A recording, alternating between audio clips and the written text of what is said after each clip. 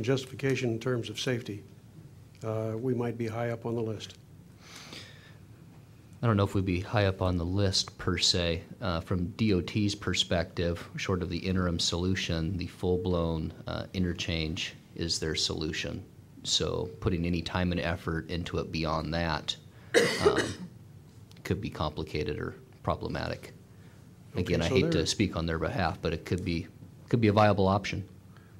Their approval of the interim solution of roundabouts was a concession to us because we took the initiative to ask for it. Yes. Thank you. You know, my ask of the council,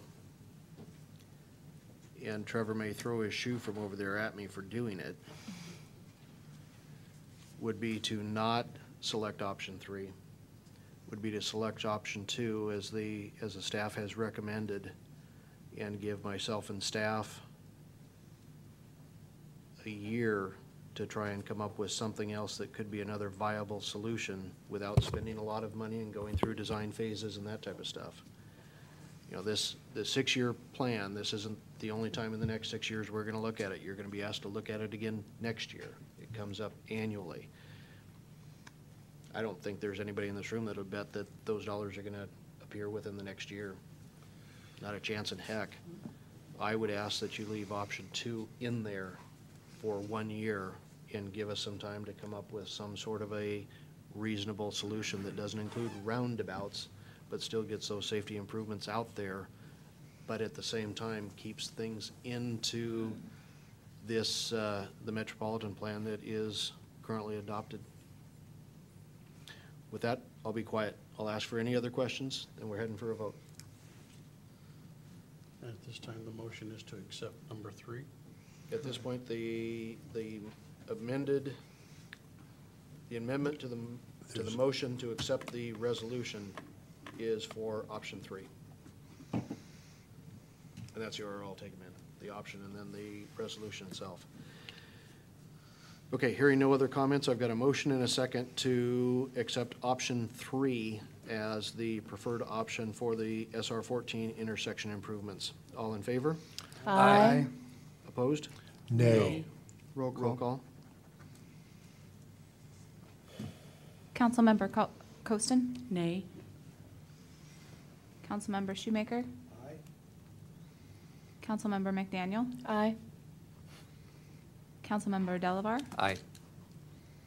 Councilmember Greenlee? Nay. Councilmember Morris? Nay. And Councilmember Russell? Aye. Motion carries.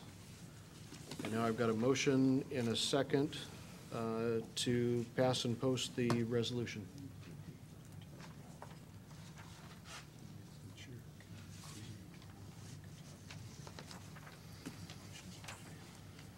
Hang on just a second.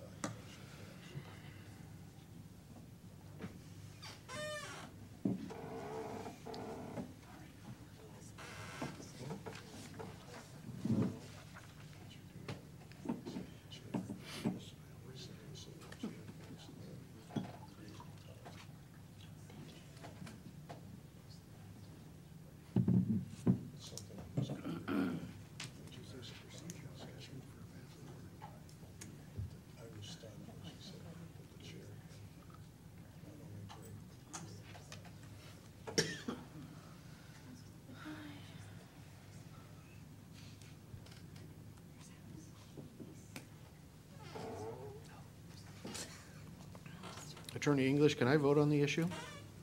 I don't believe so. You can only vote, and if there's a tie,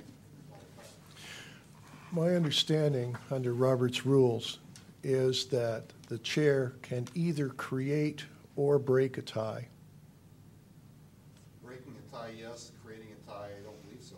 That was certainly something that the people from Jurassic Parliament told us, was that the chair can create a tie. I'm not aware of that. All right. I know we can vote if there is a tie. That's real clear to me. We've done that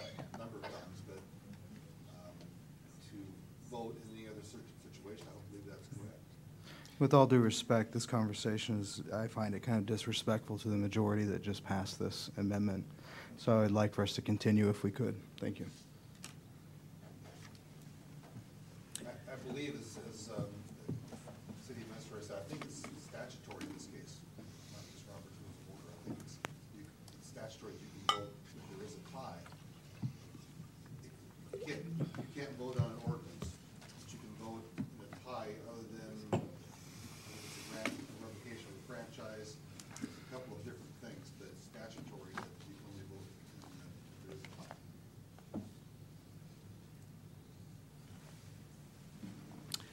Okay, with that, the motion carries. And I've now got a motion and a second to pass and post the resolution in the usual manner. In this case, it will contain the articles attached to the resolution will have the alteration for the bicycle and pedestrian items, and also option number 3 for the SR 14 intersection improvements. All in favor? Aye. Opposed? Nay. Nay. Roll call. Councilmember Russell. Aye. Councilmember Morris. Nay. Councilmember Greenlee. Nay.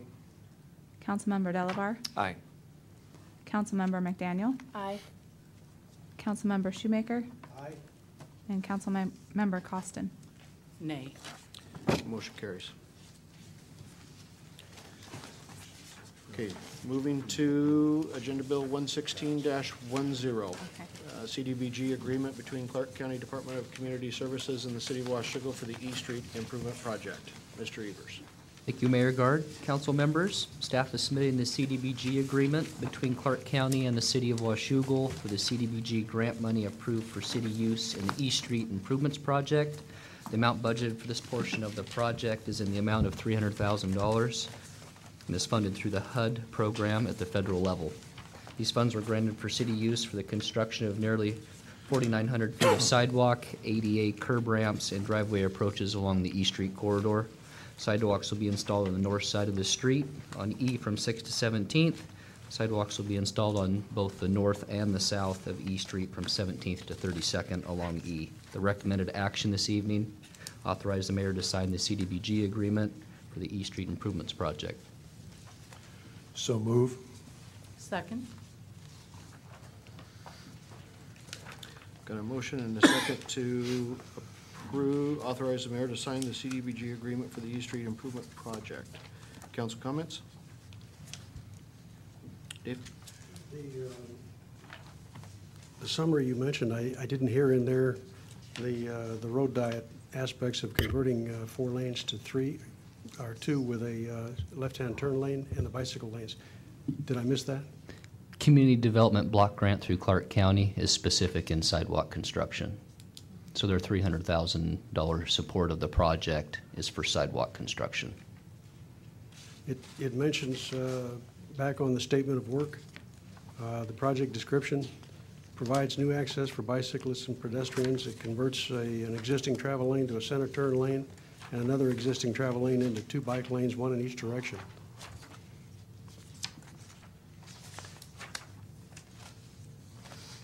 Within the agreement, is that what you're